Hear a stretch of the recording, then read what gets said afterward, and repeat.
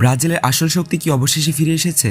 দীর্ঘ অপেক্ষার পর দলে ফিরেছেন নেইমার, আর তার ফেরার ম্যাচেই দুর্দান্ত পারফরম্যান্স দেখিয়ে নকআউট পর্ব নিশ্চিত করেছে 5 বারের বিশ্ব চ্যাম্পিয়ন ব্রাজিল। ভিনিসিয়াসের ঝড়ো ফুটবল, নেইমারের প্রত্যাবর্তন আর হেক্সা মিশনের নতুন স্বপ্ন, সব মিলিয়ে বিশ্বকাপের মঞ্চে আবারও আলোচনা কেন্দ্রবিন্দু সেলেসাওরা।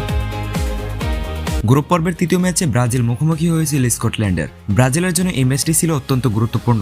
গ্রুপ পর্বের শেষ ম্যাচ জয়ের কোনো বিকল্প ছিল না, কারণ এই ম্যাচের ফলাফলের উপর নির্ভর করছিল নকআউট পর্বে ব্রাজিলের অবস্থান। আর সেই গুরুত্বপূর্ণ মুহূর্তে দলে ফিরে এলেন ব্রাজিলের সবচেয়ে বড় তারকা নেইমার। চোটের কারণে দীর্ঘদিন মাঠের বাইরে ছিলেন তিনি। অনেকে প্রশ্ন তুলেছিলেন, আগের সেই নেইমারকে কি আর দেখা যাবে?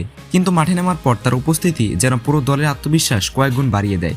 যদিও ম্যাচের সবচেয়ে বড় নায়ক ছিলেন ভিনিসিয়াস জুনিয়র। রিয়াল মাদ্রিদের এই তারকা শুরু থেকেই ছিলেন দুর্দান্ত ছন্দে। তার গতি, ড্রিবলিং আর আক্রমণাত্মক ফুটবল প্রতিপক্ষের রক্ষণভাগকে বারবার চাপে ফেলে দেয়। ম্যাচের প্রথম গোল করে ব্রাজিলকে এগিয়ে দেন তিনি। এরপর দ্বিতীয়ার্ধেও আরেকটি গোল করে নিজের নামের পাশে জোড়া গোল যোগ করেন।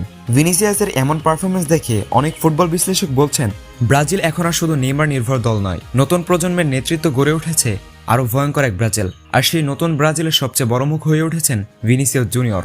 তবে নেইমারের গুরুত্ব কম নয়। তিনি মাঠে থাকলে পুরো দলের খেলার ধরন বদলে যায়। মিডফিল্ড থেকে আক্রমণভাগে বল সরবরাহ, প্রতিপক্ষের ডিফেন্ডারদের মনোযোগ নিজের দিকে টেনে নেওয়া এবং গুরুত্বপূর্ণ মুহূর্তে নেতৃত্ব দেওয়া, সবকিছুতে তার প্রভাব স্পষ্ট। কিন্তু এখানেই শেষ নয়। ব্রাজিলের সমর্থকদের সবচেয়ে বড় আনন্দের বিষয় হলো দলটি ধীরে ধীরে তাদের পুরনো ভয়ঙ্কর রূপে ফিরতে শুরু করেছে। গত কয়েক বছরে ব্রাজিলকে নিয়ে অনেক সমালোচনা হয়েছে। গুরুত্বপূর্ণ সময় ছন্দ হারানো এবং তারকাদের ইনজুরি, সবকিছু মিলিয়ে হতাশা ছিল সমর্থকদের মধ্যে। কিন্তু এই বিশ্বকাপে সেই চিত্র যেন বদলে যাচ্ছে। বিশেষ করে নেইমার ও ভিনিসিয়াসের বোঝাপড়া ব্রাজিলের জন্য বড় সুখবর। একদিকে নেইমারের অভিজ্ঞতা, অন্যদিকে ভিনিসিয়াসের গতি এবং ক্ষুধা। এই জুটি যদি নিজেদের সেরা খেলাটা খেলতে পারে, তাহলে যে কোনো প্রতিপক্ষের জন্য বড় হুমকি হয়ে উঠবে ব্রাজিল।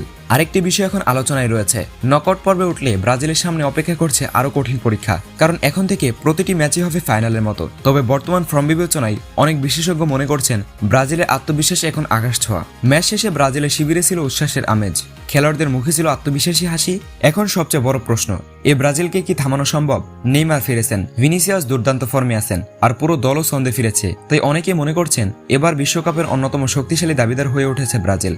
নকআউটে ব্রাজিলের প্রতিপক্ষ যেই হোক না কেন, ব্রাজিলকে নিয়ে সতর্ক থাকতে হবে সবাইকে। কারণ ইতিহাস বলছে, যখন ব্রাজিল ছন্দে থাকে তখন তাদের থামানো বিশ্বের যে কোনো দলের জন্যই কঠিন হয়ে যায়। তাহলে আপনার কি মনে হয়, নেইমারের প্রত্যাবর্তনের পর ব্রাজিল কি সত্যি বিশ্বকাপ জয়ের সবচেয়ে বড় দাবিদার? আপনার মতামত জানাতে ভুলবেন না।